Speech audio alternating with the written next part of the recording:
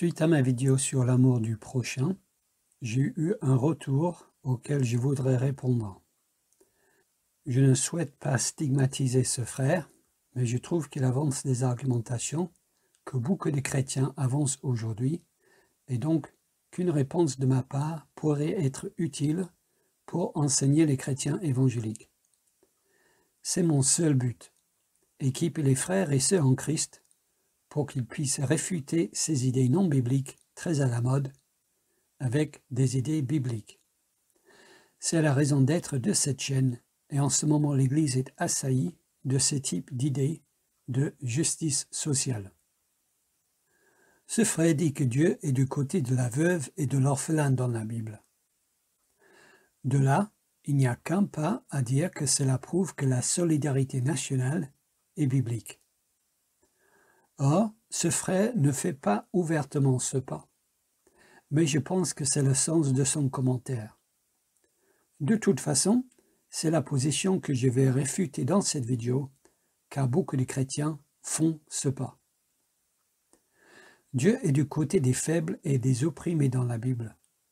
Donc, si nous voulons établir une société juste, il faut leur venir en aide et cesser de les opprimer. Et la justice sociale et la solidarité nationale sont des façons justes de leur venir en aide. D'ailleurs, on voit le principe de la solidarité nationale établi par Dieu en Israël, n'est-ce pas? Car nous lisons dans Lévitique 19, à partir du verset 9, « Quand vous ferez la moisson dans votre pays, tu laisseras un coin de ton champ sans le moissonner, et tu ne ramasseras pas ce qui reste à glaner. Tu ne cueilleras pas non plus les grappes restées dans ta vigne, et tu ne ramasseras pas les grains qui en seront tombés. Tu abandonneras cela aux pauvres et à l'étranger. Je suis l'Éternel, votre Dieu. » Ici, dans ce passage, disent-ils, il est clair, les plus riches, ceux qui avaient de la terre, devaient laisser une partie de leur récolte pour les pauvres. Les pauvres n'avaient pas de terre, sinon ils n'auraient pas besoin de venir chez les autres. Les pauvres pouvaient venir glaner la récolte et ainsi ils ne mourraient pas de faim. C'était une sorte d'assurance alimentaire mise en place par Dieu en Israël il y a plus de 3000 ans. Donc, l'argumentation de ces chrétiens dit que Dieu ordonne ici aux riches de laisser une partie de leurs biens. Dans ce cas, c'est leur récolte, donc le produit de leur travail, donc leur propriété privée, de laisser une partie de leur propriété privée aux pauvres. C'est un commandement de Dieu. Dans l'État d'Israël, les riches devaient donner une partie de leurs biens aux pauvres. Que faut-il de plus comme preuve? Or, si nous transposons cette idée primitive dans notre société moderne, nous voyons que ce principe et cette pratique est la même chose que la solidarité nationale, n'est-ce pas? Dans notre société, ce n'est plus une question de ramasser du blé pour faire du pain, mais de recevoir de l'argent pour acheter ce pain. Mais le principe est le même.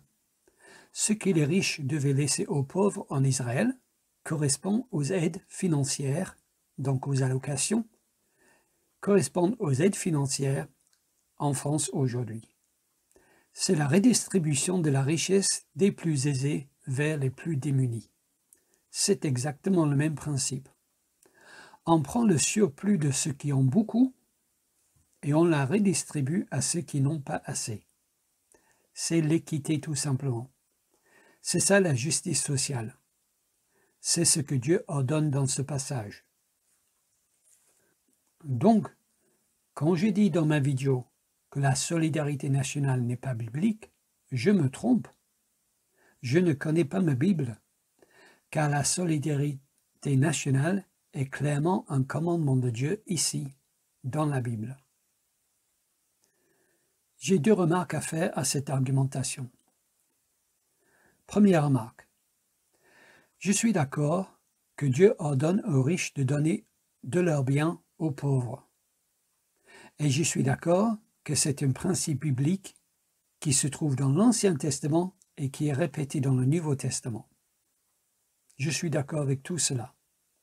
C'est pour cette raison que, dans ma vidéo sur la solidarité nationale, je dis justement que le chrétien doit donner de ses biens aux pauvres. C'est un commandement de Dieu. Nous devons venir en aide aux pauvres, à tous, mais surtout aux chrétiens. Deuxième remarque. Par contre, comparer ce commandement à la solidarité nationale, c'est se tromper de catégorie. C'est une erreur de catégorisation. On crée ainsi des catégories non bibliques alors que nous devons penser selon les catégories bibliques. Comme je l'ai dit dans ma vidéo sur la théorie critique de la race, les partisans de cette idéologie font cela constamment, même les chrétiens. Ils créent des catégories qui ne sont pas bibliques. Et nous, chrétiens, devons penser selon les catégories bibliques.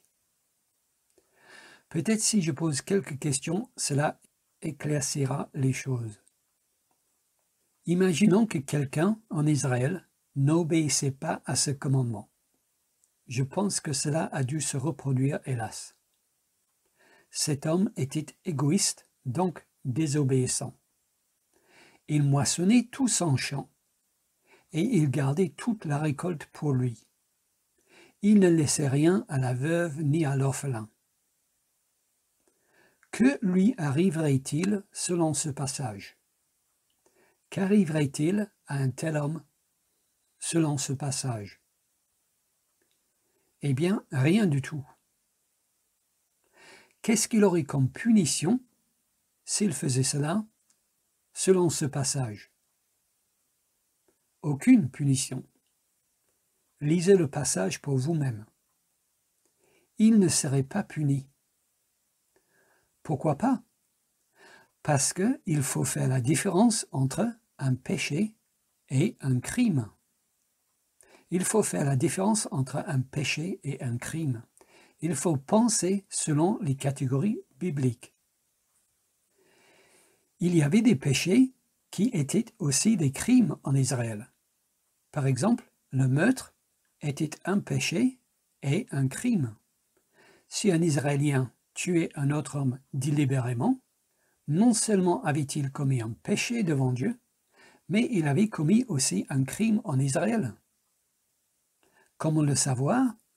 Parce que pour ce péché-là, Dieu donne une peine. C'est l'exécution. Il y a une pénologie biblique associée au commandement de ne pas tuer. Cependant, en Israël, chaque péché n'était pas accompagné d'une peine. Chaque péché n'était pas puni comme un crime. Il y avait des commandements pour lesquels le transgresseur n'encourait aucune peine. Ce sont donc des péchés, mais pas des crimes. Les gens qui n'obéissaient pas à ces commandements étaient des pécheurs, certes, mais pas des criminels. Ce sont deux catégories différentes. Ils étaient jugés par Dieu pour le péché, mais n'étaient pas punis par les autorités civiques pour ce péché. Car, pour ces péchés-là, Dieu n'associe aucune punition en cas de transgression. D'ailleurs, cette idée est assez facile à comprendre. Le mensonge est un péché, mais il n'y a aucune peine qui l'accompagne et donc ce n'est pas un crime. Mentir fait de moi un pécheur, mais pas un criminel. Mettre le mensonge dans la catégorie de crime n'est pas biblique donc. Souvent ce qui est un crime, ce sont les conséquences de la désobéissance.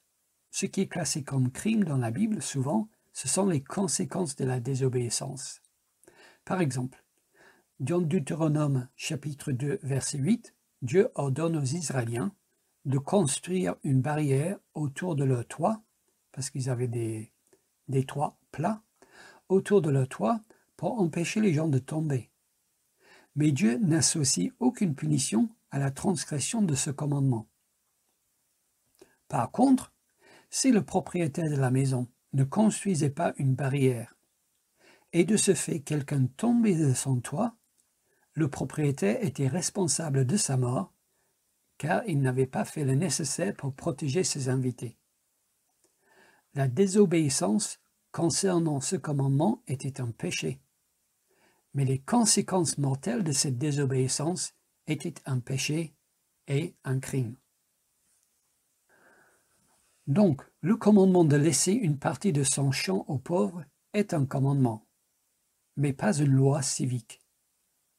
Sa transgression constituait un péché devant Dieu, mais pas un crime. Ceux qui récoltaient tout étaient pécheurs, mais pas un criminel.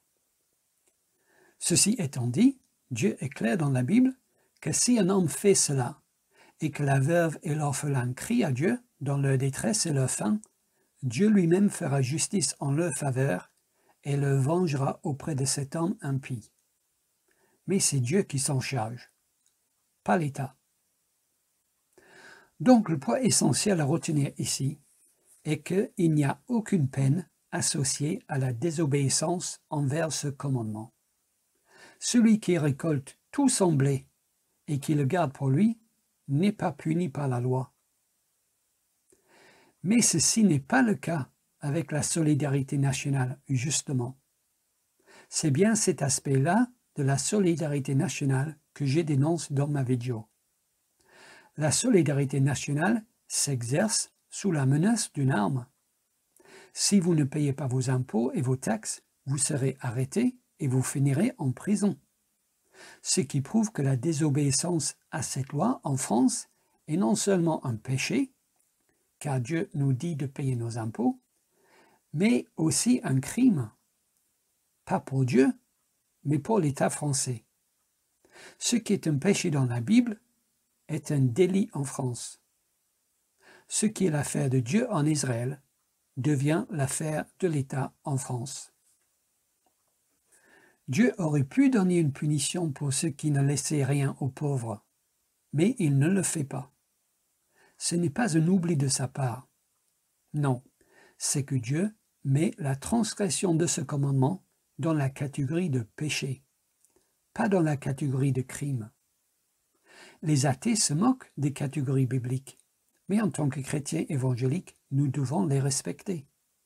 Donc nous n'avons pas le droit de créer nos propres catégories. Ne pas aider les pauvres est un péché dans la Bible, mais pas un crime. Donc oui, bien sûr, Dieu nous ordonne de donner aux pauvres. Mais Dieu ne fait pas de la transgression de ce commandement un crime, comme c'est le cas avec la soi-disant solidarité nationale. Si la solidarité nationale s'exerçait ainsi, je n'aurais aucun problème avec. Si la solidarité nationale s'exerçait ainsi, je n'aurais aucun problème avec, car ce serait vraiment de la solidarité. Mais la solidarité nationale des sécularistes est en réalité l'obligation nationale. Comparer l'enseignement biblique de venir en aide aux opprimés avec la justice sociale et la solidarité nationale, c'est se tromper de catégorie. C'est créer une catégorie biblique qui n'existe pas. Donc non, Dieu n'est pas en train de nous enseigner dans ce passage qu'il faut créer des lois qui prennent l'argent aux riches pour le donner aux pauvres. Dieu n'est pas en train de nous enseigner dans ce passage qu'il faut créer des lois qui prennent l'argent aux riches pour le donner aux pauvres. Dieu n'est pas pour la redistribution de la richesse de cette manière-là. Bref, Dieu n'est ni pour le communisme, ni pour le socialisme, ni pour la justice sociale. Et cela, je peux l'affirmer catégoriquement, car dans le même passage, quelques versets plus tard, au verset 15, nous lisons « Tu ne commettras point d'iniquité dans tes jugements, tu n'auras point égard à la personne du pauvre, et tu ne favoriseras point la personne du grand, mais tu jugeras ton prochain selon la justice. » Et le même passage dans la version seconde 21 dit « Tu ne commettras point d'injustice dans tes jugements, tu n'avantageras pas le faible, et tu ne favoriseras pas non plus le grand, mais tu jugeras ton prochain avec justice.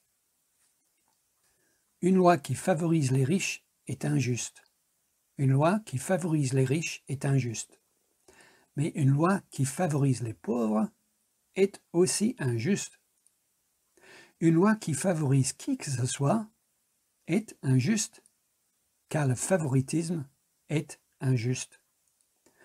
Donc, ce que l'on appelle la discrimination positive est injuste. Ce type de loi est un péché pour Dieu. L'égalité de tous devant la loi. Voilà la justice de Dieu selon ce passage. Une seule et même loi pour tous, voilà la justice qui plaît à Dieu. Donc si je résume mes dernières vidéos sur ce sujet, je dirais que la justice sociale ou la solidarité nationale n'est pas biblique parce que, premièrement, Dieu n'a jamais mandaté l'État pour redistribuer la richesse. Dieu n'a jamais mandaté l'État pour redistribuer la richesse, ni dans l'Ancien Testament, ni dans le Nouveau Testament. L'État est là pour protéger ses citoyens contre les méchants, pas pour les nourrir et pas pour les soigner. Deuxième point, il faut aimer son prochain, le prochain pauvre et aussi le prochain riche. Et aimer son prochain, c'est le contraire de voler à son prochain. Donc, on n'a pas le droit de prendre des biens par la force à son prochain riche pour les donner à son prochain pauvre. On ne fait pas le bien à son prochain pauvre en volant à son prochain riche. Troisième point, le favoritisme dans toutes ses formes est interdit dans la Bible. Le favoritisme dans toutes ses formes est interdit dans la Bible. La justice de Dieu, c'est l'égalité de tous devant la loi. Une société biblique est donc une société dans laquelle chaque adulte, sans exception et sans distinction, est jugé selon la même loi, et dans laquelle les citoyens riches partagent librement et généreusement leurs biens avec les pauvres. On peut résumer cette société ainsi. La société qui plaît à Dieu, c'est là où il y a l'égalité de tous devant la loi, et là où chacun pratique l'amour de son prochain.